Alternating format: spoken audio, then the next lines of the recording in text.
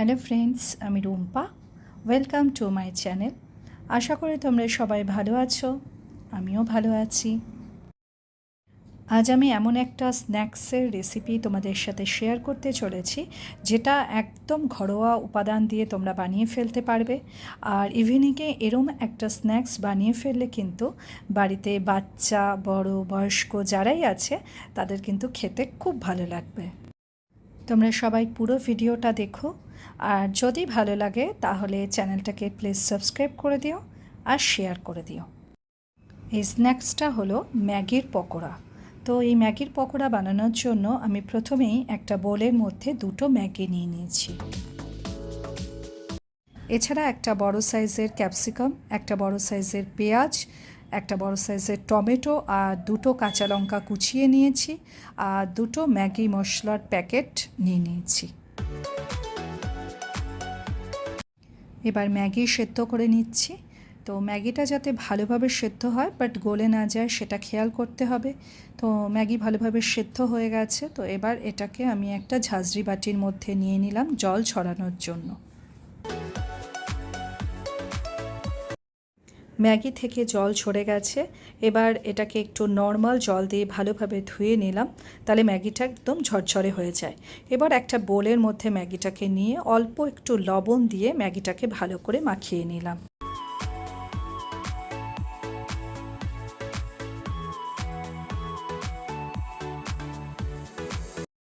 এরপর ম্যাগির মধ্যে একে একে পেঁয়াজ কুচি, ক্যাপসিকাম কুচি, টমেটো কুচি আর কাঁচা লঙ্কা কুচি দিয়ে দিলাম।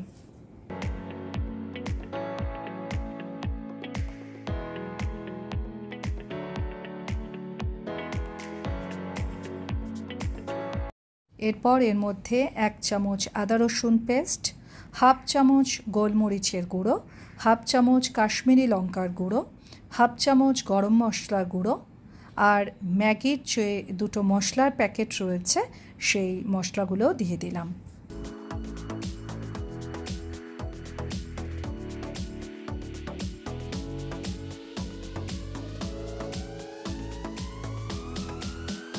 এবার হাফ কাপ পরিমাণ মতো কর্নফ্লাওয়ার দিয়ে এই সব কিছুকে ভালো মতো মেখে নিলাম।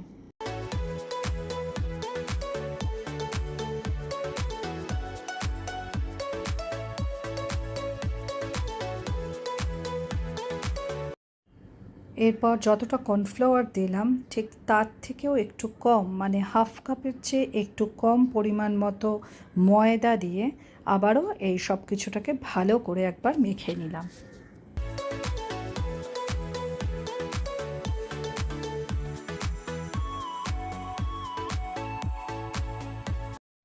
এবার গ্যাস জ্বালিয়ে কড়াই বসিয়ে দিলাম, আর কড়াই গরম হলে তার মধ্যে প্রায় 6 টেবিল স্পুন পরিমাণ মতো রিফাইন্ড অয়েল বা সাদা তেল দিয়ে দিলাম।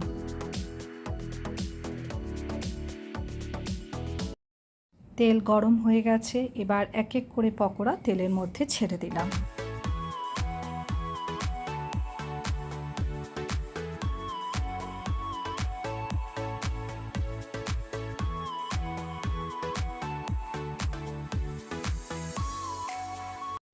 পকোড়াগুলোকে এখানে আমি একটু রাউন্ড শেপ করে একটু চ্যাপ্টা মতো করে ফ্রাই করে নিয়েছি।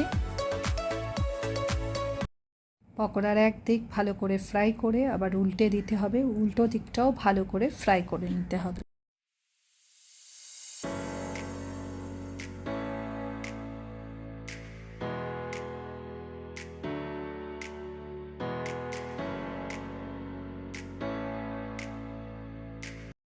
এভাবেই সব পকোড়া আমি বানিয়ে ফেললাম।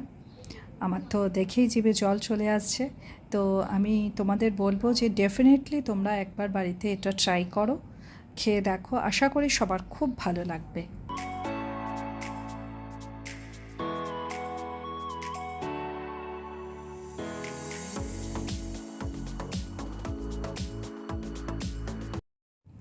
ম্যাগির পকোড়া কিন্তু এবার সার্ভ করার জন্য একদম রেডি।